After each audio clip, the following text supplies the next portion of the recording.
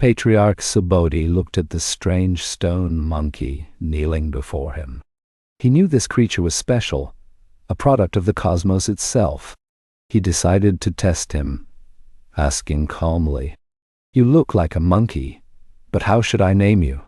The Monkey King replied with great eagerness, "I have no name, master. Please, grant me one." The Patriarch considered this thoughtfully and explained, "The word for monkey is Husun.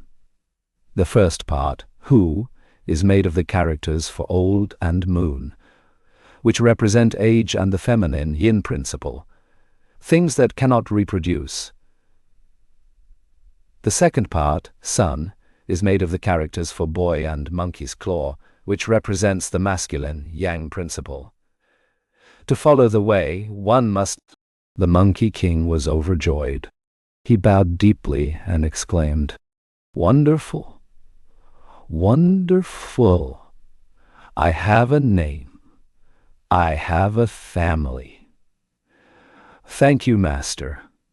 Now, please give me a first name, so that I may be properly called." Patriarch Subodhi continued, "The disciples of my school are named according to a special poem that I use to mark the generations. There are 12 characters in the poem. The generation that you belong to is the 10th, which corresponds to the character Wu. Therefore, your first name shall be Wukong. Wu meaning aware. Kong meaning emptiness. Your full—" Now officially named, the monkey was ecstatic. "Sun Wukong. I love it, I love it. From this day on, I am Sun Wukong." And so, Sun Wukong was formally accepted as a disciple. The Patriarch ordered the senior students to teach him the ways of the temple. For the next 7 years, Wukong's life was surprisingly normal. He learned how to speak and act with proper human etiquette. He studied the scriptures, burned incense, and swept the temple floors. He did chores alongside the other disciples, chopping firewood, tending the gardens, and fetching water. He was a patient and diligent student. He made friends with all the other disciples, and his days were peaceful and full of learning. He was absorbing everything, waiting, eagerly waiting for the real lessons, the lessons on immortality to begin.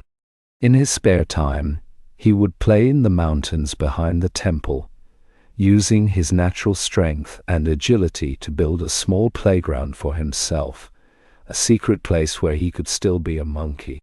One day, the Patriarch gathered his disciples for a grand lecture on the Great Way. He sat on his high platform and spoke of deep and profound truths, of the nature of reality and the secrets of the cosmos. He spoke of karma, of illusion, and of the path to enlightenment. As the Master spoke, Sun Wukong was so captivated, so filled with understanding, that he couldn't help himself. He began to fidget and scratch his ear. A huge grin spread across his face. He started to wave his arms and kick his legs, almost as if he were dancing. He understood the Master's words perfectly, and the joy of it was too much to contain. Seeing Wukong's excitement, the Patriarch smiled knowingly and asked, "Sun Wukong, why are you fidgeting and making such a show? Do you think you are not a part of this lecture?"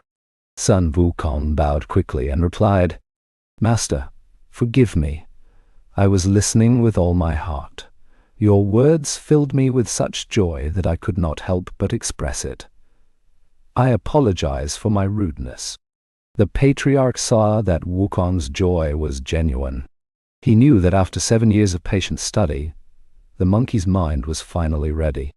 He then asked, "Since you seem to understand the Great Way, let me ask you, what do you wish to learn from me?" There are many paths to knowledge. This was the moment Sun Wukong had been waiting for 7 long years. The Patriarch was finally going to offer him the true teachings. The mundane lessons were over. The real magical and world-changing lessons were about to begin.